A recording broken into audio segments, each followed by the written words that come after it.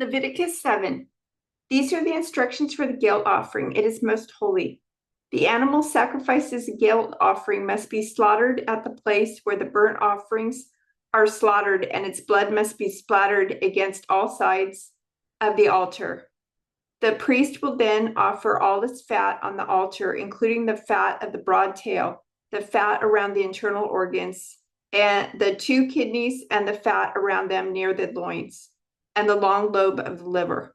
These are to be removed with the kidneys, and the priest will burn them on the altar as a special gift presented to the Lord.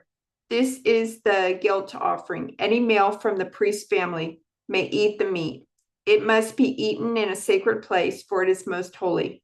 The same instructions apply to both the guilt offering and the sin offering. Both belong to the priest, who uses them to purify someone, making that person right with the Lord. In the case of the burnt offering, the priest may keep the hide of the sacrificed animal. Any grain offering that has been baked in an oven, prepared in a pan, or cooked on a griddle belongs to the priest who presents it. All other grain offerings, whether made of dry flour or flour moistened with olive oil, are to be shared equally among all the priests, the descendants of Aaron. These are the instructions regarding the different kinds of peace offerings that may be presented to the Lord.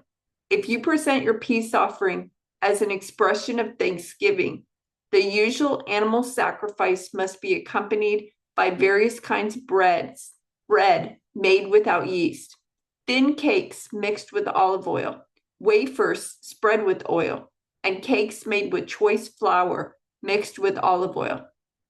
This peace offering of thanksgiving must also be accompanied by loaves of bread made with yeast. One of each kind of bread must be presented as a gift to the Lord. It will then belong to the priest who splatters the blood of the peace offering against the altar. The meat of the peace offering of thanksgiving must be eaten on the same day it is offered. None of it may be saved for the next morning. If you bring an offering to fulfill a vow or as a voluntary offering, the meat must be eaten on the same day the sacrifice is offered, but whatever is left over may be eaten on the second day. Any meat left over until the third day must be completely burned up. If any of the meat from the peace offering is eaten on the third day, the person who presented it will not be accepted by the Lord. You will receive no credit for offering it. By then, the meat will be contaminated. If you eat it, you will be punished for your sin. Meat that touches anything ceremonially unclean may not be eaten. It must be completely burned up. The rest of the meat may be eaten, but only by people who are ceremonially clean. If you are ceremonially unclean and you eat meat from a peace offering that was presented to the Lord, you will be cut off from the community. If you touch anything that is unclean, whether it is human defilement or an unclean animal or any other unclean, detestable thing, and then eat meat from a peace offering presented to the Lord, you will be cut off from the community. Then the Lord said to Moses, "Give the following instructions to the people of Israel. You must never eat fat, whether from cattle, sheep, or goats. The fat of an animal found dead or torn to pieces by wild animals must never be eaten, though it may be used for any other purpose. Anyone who eats fat from an animal presented as a special gift to the Lord will be cut off from the community. No matter where you live, you must never consume the blood of any bird or animal. Anyone who consumes blood will be cut off from the community." Then the Lord said to Moses, "Give the following instructions to the people of Israel. When you present a peace offering to the Lord, bring part of it as a gift to the Lord. Present it to the Lord with your own hands as a special gift to the Lord. Bring the fat of the animal together with the breast and lift up the breast as a special offering to the Lord.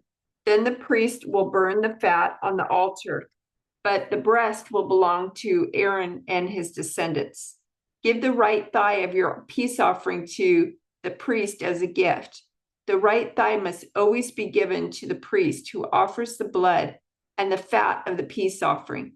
For I have reserved the breast of the special offering and the right thigh of the sacred offering for the priests.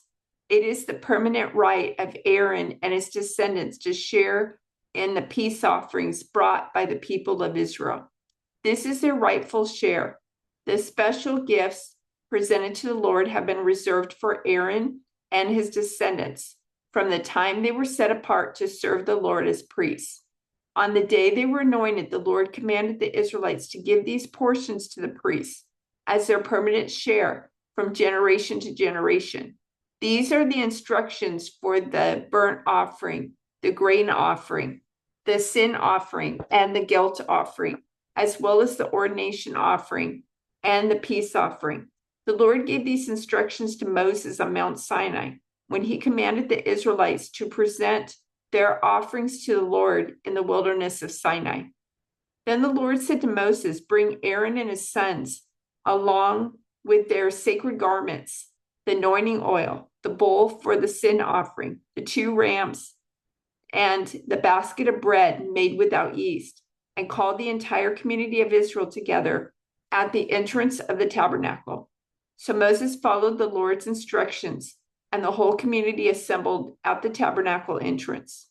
Moses announced to them, "This is what the Lord has commanded us to do." Then he presented Aaron and his sons and washed them with water. He put the official tunic on Aaron and tied the sash around his waist. He dressed him in the robe, placed the ephod on him, and washed them with water. Placed the ephod on him and attached the ephod securely with its decorative sash. Then Moses placed the chest piece on Aaron and put the Urim and the Thummim inside it. He placed the turban on Aaron's head and attached the gold medallion, the badge of holiness, to the front of the turban, just as the Lord had commanded him. Then Moses took the anointing oil and anointed the tabernacle and everything in it, making them holy. He sprinkled the oil on the altar 7 times, anointing it, and all its utensils, as well as the wash basin and its stand, making them holy. Then he poured some of the anointing oil on Aaron's head, anointing him and making him holy for his work. Next, Moses presented Aaron's sons. He clothed them in their tunics, tied their sashes around them, and put their special head coverings on them, just as the Lord had commanded him. Then Moses presented the bull for the sin offering. Aaron and his sons laid their hands on the bull's head, and Moses slaughtered it. Moses took some of the blood, and with his finger he put it on the 4 horns of the altar to purify it. He poured out the rest of the blood at the base of the altar. Through this process, he made the altar holy by purifying it. Then Moses took all the fat around the internal organs, the long lobe of the liver, and the 2 kidneys, and the fat around them, and he burned it all on the altar. He took the rest of the bull, including its hide, meat, and dung, and burned it on a fire outside the camp, just as the Lord had commanded him. Then Moses presented the ram for the burnt offering. Aaron and his sons laid their hands on the ram's head, and Moses slaughtered it. Then Moses took the ram's blood and splattered it against all sides of the altar. Then he cut the ram into pieces, and he burned the head, some of its pieces, and the fat on the altar. After washing the internal organs and the legs with water, Moses burned the entire ram on the altar as a burnt offering. It was a pleasing aroma, a special gift presented to the Lord, just as the Lord had commanded him. Then Moses presented the other ram, which was the ram of ordination. Aaron and his sons laid their hands on the ram's head, and Moses slaughtered it. Then Moses took some of its blood and applied it to the lobe of Aaron's right ear, the thumb of his right hand, and the big toe of his right foot. Next, Moses presented Aaron's sons and applied some of the blood to the lobes of their right ears, the thumbs of their right hands, and the big toes of their right feet. He then splattered the rest of the blood against all sides of the altar. Next, Moses took the fat, including the fat of the broad tail, the fat around the internal organs, the long lobe of the liver, and the 2 kidneys and the fat around them, along with the right thigh. On top of these, he placed a thin cake of bread made without yeast, a cake of bread mixed with the olive oil, and a wafer spread with olive oil. All these were taken from the basket of bread made without yeast that was placed in the Lord's presence. He put all these in the hands of Aaron and his sons, and he lifted these gifts as a special offering to the Lord. Moses then took all the offerings back from them and burned them on the altar on top of the burnt offering. This was the ordination offering. It was a pleasing aroma, a special gift presented to the Lord. Then Moses took the breast and lifted it up as a special offering to the Lord. This was Moses' portion of the ram of ordination, just as the Lord had commanded him. Next, Moses took some of the anointing oil and some of the blood that was on the altar, and he sprinkled them on Aaron and his garments and on his sons and their garments. In this way, he made Aaron and his sons and their garments holy. Then Moses said to Aaron and his sons, boil the remaining meat of the offerings at the tabernacle entrance and eat it there, along with the bread that is in the basket of offerings for the ordination, just as I commanded when I said, Aaron and his sons will eat it. Any bread or meat that is left over must then be burned up. You must not leave the tabernacle entrance for 7 days, for that is when the ordination ceremony will be completed. Everything we have done today was commanded by the Lord in order to purify you, making you right with him.